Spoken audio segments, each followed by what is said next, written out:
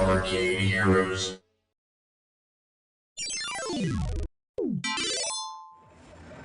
Greetings, it's Adam with ArcadeHeroes.com, and I decided for the first title that I will show from Sega from IAPA 2021 is VR Agent.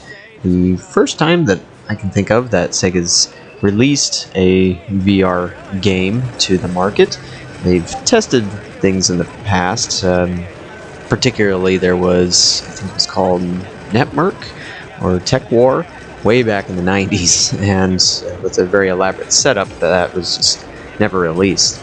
And I think they might have tried another thing or two, but mainly through their theme parks, like Joypolis, but not like this, like a standalone arcade machine.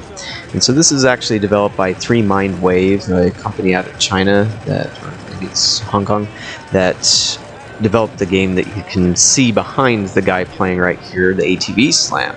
The ATV Slam was their very first game, and then as far as I'm aware, VR Agent is their second game.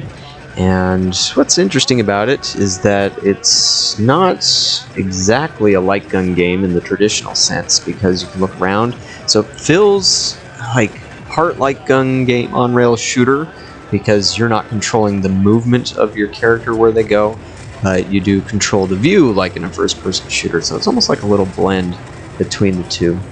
And so here's where I play. I don't know why I put on the face mask, that was silly of me, because there wasn't any wipes or anything to wipe down the headset after it had been used, but it just ended up really getting in the way of the game. I always hate using those things that go just around your eyes on the VR games. They don't really prevent much of anything, but they ruin the immersion for me. And in fact, while I was playing, I ended up having the mask fall partially down over one of my eyes, and so I kind of just had to take it off. But this is one of the levels that you experience in the game, and it's, I guess, a little unusual to be shooting at virtual people instead of something like zombies or robots or aliens or zombies or robots again, because that's like what 90% of the light gun shooters have been in the past, I don't know, decade or so, for the most part. Of course, you've had stuff like Time Crisis 5, which was 6 years ago, but like I said, for the most part, it's been one of those other 3 things. But you do pick up different weapons. It does seem to also kind of have a headshot system, although it doesn't specifically say that, but enemies do get taken down a lot faster when you do that. There was a button on the front of the gun, but I'm not 100% sure what that did. But I mean, overall, it works out fine. I was a little unsure about how this one is set up with the VR headset attached to the gun.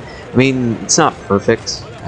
One little issue I had was that oftentimes to get the best focus in the game, you had to keep and hold the gun at a certain position, but because you're constantly moving around, it's a little difficult to maintain that, so sometimes it would be just a tiny bit blurry. But I didn't have any vertigo, I didn't have any migraines afterwards, which is something that I've experienced before using VR. And that also might just be due to the setup and how this is exactly. It doesn't wrap around your head, or you don't tighten it to your head, so maybe that's part of it too.